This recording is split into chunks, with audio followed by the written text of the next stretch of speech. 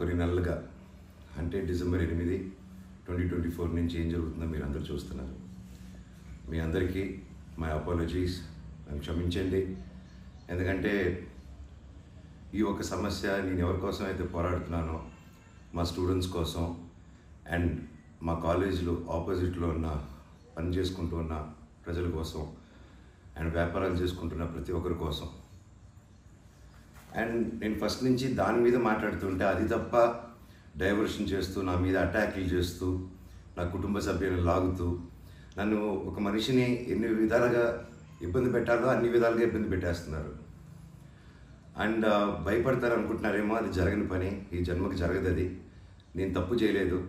నా మీద నా భార్య మీద దాదాపు 32 కేసుల వరకు వేశారు. 32 కేసులు ఢిల్లీ నుంచి వాళ్ళ మనుషులతో, తిరుపతి నుంచి, హైదరాబాద్ నుంచి, ఎన్ని కోర్టులు ఉంటే అన్ని కోర్టుల నుంచి, ఎన్ని కలెక్టర్ ఆఫీసులు ఉంటే అన్ని కలెక్టర్ ఆఫీసుల నుంచి, అండ్ అన్ని బోగస్ కేసులే.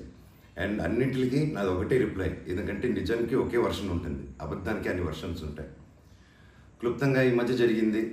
నేను ఫస్ట్ ఏం చెప్తున్నాను, వీళ్ళు బౌన్సర్స్ వేసుకొని మా వాళ్ళందరినీ కొడుతున్నారు, అక్కడ ఊరు వాళ్ళందరినీ కొడుతున్నారు, స్టూడెంట్స్ని కొడుతున్నారు అని నేను చెప్తూనే వస్తున్నాను. నేను అలా చెప్తుండగా నేను రాయచోటికి ఒక ఫంక్షన్కి వెళ్ళినప్పుడు ఆ ఫంక్షన్లో ఇక్కడ ఉన్న వాళ్ళందరూ వచ్చి ఒక వ్యక్తి రాకుండా ఇక్కడ వ్యాపారం చేసుకుంటుంటే ఆయన స్టోర్లో దూరి వస్తువులన్నీ ధ్వంసం చేసి కొట్టేసి అక్కడ ఉన్న స్టూడెంట్స్ని కొట్టి అద్దాలన్నీ పగలగొట్టి ఆ వీడియోస్ అన్నీ వచ్చాయి బయటికి. ఇంకా చాలా వీడియోస్ ఉన్నాయి. అన్నీ నేను చంద్రగిరి సిఐ గారికి ప్రతి ఒక్కరికి ట్రాన్స్ఫర్ చేయడం జరిగింది. ఓనర్ ఇంకా కనిపించలేదు, ఆయన ఏమయ్యాడో ఎవరు దీంట్లో ఉన్నారో తెలియదు.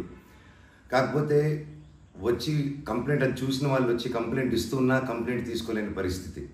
కంప్లైంట్ రాసిస్తే కంప్లైంట్ బాగాలేదు, ఇది బాగాలేదు, సో ఇంకోటి రాసుకోరండి. ఒక 3 రోజుల తర్వాత కాదండి చెప్తున్నంత కంప్లైంట్ అంటే ఇంక 3 రోజులు అయిపోయింది కదా ఇంకెందుకు అంటే, ఇన్ని రోజులు నేను కొట్లాడుతున్నారని చెప్తూ పోరాటం జరిగే మధ్యలోనే ఇలా వచ్చి అటాక్ చేసుకుని ఎవడేం చేయలేరు ఇక్కడ అని ఒక మాబ్క్రసీ జరుగుతుంది.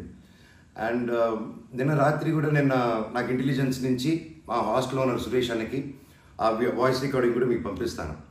ఫోన్ చేసి నేను ఆనరబుల్ సీఎం గారి దగ్గర బందోబస్తులో ఉన్నాను, మనోజ్ గారు అక్కడికి వచ్చారా, ఎందుకు వచ్చారు, మీ హాస్టల్ దగ్గరికి వచ్చారా, ఎఫ్ఐ దగ్గర రెస్టారెంట్ దగ్గరికి వచ్చారా, ఏదైనా ప్రోగ్రామ్ చేశారా. నేను ఆ సార్కి చెప్పాను, సార్ ఇఫ్ ఎనీథింగ్ నన్ను అడగండి. నేను ఆ సార్తో ముందు కూడా మాట్లాడాను, మీరు వాళ్ళని ఇబ్బంది పెట్టకండి, ఎనీథింగ్ ఎనీ టైం నాకు ఫోన్ చేయండి అన్నాను. పైగా నిన్న మధ్యాహ్నం 3-4 అలా జరిగింది ఆ ఫోన్ రావడం, నేను ఆ సార్తో మాట్లాడడం. మళ్ళీ నిన్న రాత్రి నేను ఇక్కడ తెలిసిన వాళ్ళ రిసార్ట్లో ఉంటే, ఇప్పుడు దాదాపు ఒక 15-20 ఇళ్ళు ఉంటాయి ఇక్కడ.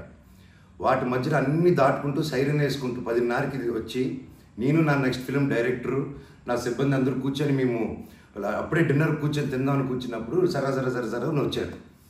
సరే ఏంటని అందరూ కంగారు పడి వెళ్ళారు. ఏంటి సార్ అంటే, మీరంతా ఇక్కడ ఏం చేస్తున్నారు, నేను సీఎం గారి దగ్గర నుంచి వస్తున్నాను, ఆనరబుల్ సీఎం గారి దగ్గర నుంచి వస్తున్నాను, నీ పేరేంటి, ఏ ఊరు, అసలు ఇక్కడ ఎందుకు ఉంటున్నారు మీరు అని రాత్రి 10:30కి ఒక ఎస్ఐ గారు, కానిస్టేబుల్ గారు. అండ్ నేను వెంటనే దిగాను కిందకి. సార్ ఏంటి సార్ సీఎం గారు దగ్గర నుంచి వచ్చారని చెప్తున్నారు, what it we do mistake sir, ఒకసారి నాకు చెప్పండి ఎవరు అప్రోచ్ అయ్యారో, నేను వచ్చి కలుస్తాను సార్ అని చెప్పాను. లేదు సీఎం గారు లేదు, నేను ఆయన బందోబస్తు ఫినిష్ చేసుకుని వచ్చాను అని చెప్పి ఆయన మాట మార్చారు. ఓకే సార్ అంటే మేము దాదాపు ఒక 10-15 మంది ఉన్నామండి ఇక్కడ రిసార్ట్లో, ఒక 3 ఇళ్ళు తీసుకుని ఉన్నాము. అండ్ అందరూ చూస్తున్నారు, అన్ని రికార్డింగ్స్ అన్నీ చేస్తున్నాం మేము జరిగిందంతా. లేదు సార్ ఇలా అన్అఫీషియల్గా కాదు సార్, స్టేషన్కి వెళ్దాము, అక్కడైతే రికార్డింగ్ ఉంటుంది, డైరెక్ట్ డీజీపీ గారి ఆఫీస్కి ఉంటుంది, let's do that recording that sir అని చెప్పి, మీ గారు కదండి స్టేషన్కి వెళ్ళి నాకు ఒకటే చెప్పండి, ఆనరబుల్ సీఎం గారి పేరు ఎందుకు తీశారు మీరు, అండ్ మా వాళ్ళని ఎందుకు ఇంటిమిడేట్ చేస్తున్నారు, అక్కడ షాప్ ఇరిగిపోయి అదంతా చేసి కంప్లైంట్ చేస్తుంటే వాళ్ళని ఏం చేయట్లేదు, అది అడిగిన వాడిని మాత్రం ఇలా వచ్చి టార్చర్ చేస్తున్నారు. భయానికంటే ప్రేమ గొప్పదండి, అది నేను నమ్ముతాను. అండ్ నేను మళ్ళీ చెప్తాను, జరిగింది ఇది. అండ్ నేను అక్కడికి వెళ్ళిన తర్వాత పోలీస్ స్టేషన్కి నేను నా కారులో ఎక్కి స్టేషన్కి వెళ్ళాను. వెనకెళ్ళి ఎస్ఐ గారు వస్తున్నారు. స్టేషన్ లోపల ఆగి వెళ్ళిన తర్వాత ఎస్ఐ గారు 500 మీటర్ల దూరంలో ఆగారు. ఆగిన తర్వాత మా వాళ్ళు వెళ్ళి సార్ వెయిట్ చేస్తున్నారు, 2 ఎందుకో వస్తానని కారు తీసి ఆయన వెళ్ళిపోయాడు, ఆయన కానిస్టేబుల్ గారు. నేను లోపలికి వెళ్ళి హెడ్ గారు ఉన్నారు, ఇంకో కానిస్టేబుల్ గారు ఉన్నారు. అయ్యా కెమెరా ముందు మాట్లాడదామని చెప్పి, అయ్యా ఇలా వచ్చి నన్ను డిస్టర్బ్ చేశారు, ఎందుకు చేశారంటే ఎస్ఐకి ఫోన్ చేసి నేను తీయట్లేదు సార్ అంటే స్పీకర్ పెట్టండి అన్నాను, అన్నీ రికార్డ్ చేశారు.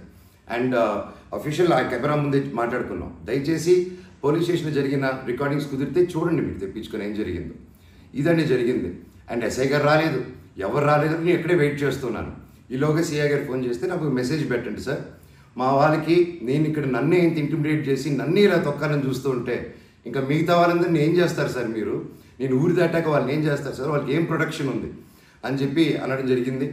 సో ఇది జరిగింది ఎందుకంటే ఒక్కొక్కరు ఒక్కొక్క న్యూస్ క్యారీ చేస్తున్నారు. But this is the facts happen. నా దగ్గర ప్రతిదీ ఫ్యాక్ట్ ఉంది. నన్ను తప్పు అయితే నా షర్ట్ పట్టుకుని వరే మనోజ్ నువ్వు తప్పురా అని అడగండి మీరు, I'm ready for that. But దీంట్లో దీంట్లో ఏది నాది ఒక తప్పు లేదు. అండ్ ఈరోజు కూడా I'm going to meet SP గారు ఈరోజు 5 గంటలకి. ఆయన కలిసి ప్రతి ఒక్క ప్రూఫ్ ప్రతిదీ నా దగ్గర ఉండేది వెళ్ళి తీసుకెళ్ళి చూపించి సార్కి సబ్మిట్ చేయాలనుకుంటున్నాను. థ్యాంక్ యూ సో మచ్ అండి. జై హింద్.